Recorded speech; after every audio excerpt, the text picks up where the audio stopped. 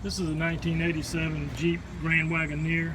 I've owned it since 2002. It's been a special project vehicle for me. It's got AMC 360 that I've rebuilt. If you'll notice, it's got the Ford TFI upgrade distributor, at least the distributor itself, the cap and rotor.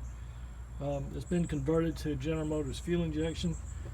The ignition module, 87 ignition module, sitting right here, is tied into the distributor pickup.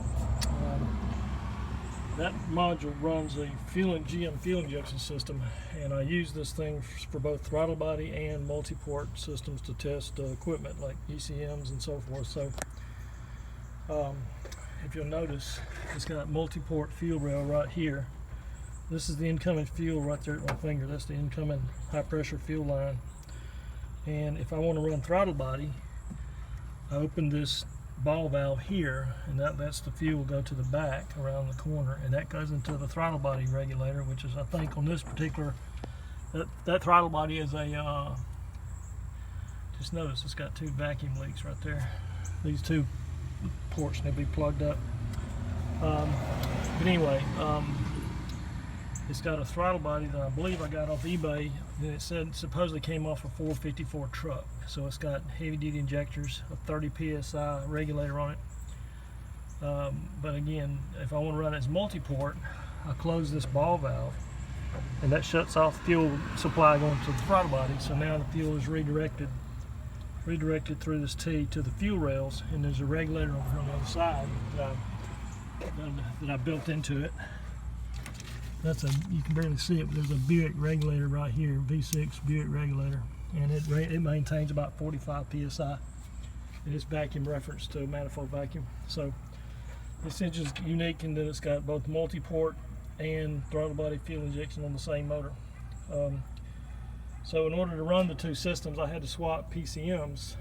For throttle body, I typically ran a late 80s, early 90s GM throttle body computer.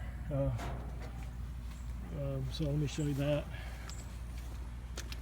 There's the computer on the floor. That's the throttle body computer for late 80s, early 90s. This particular one came out of a 4.3 V6 that I reprogrammed to run a V8.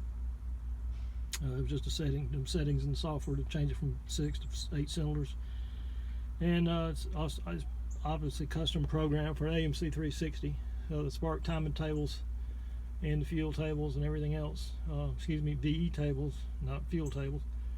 It's all custom programmed by me to run this AMC 360. The reason I'm doing this video is I've got a buyer for it. It's about to be sold, so I'm taking a video of it right before I sell it.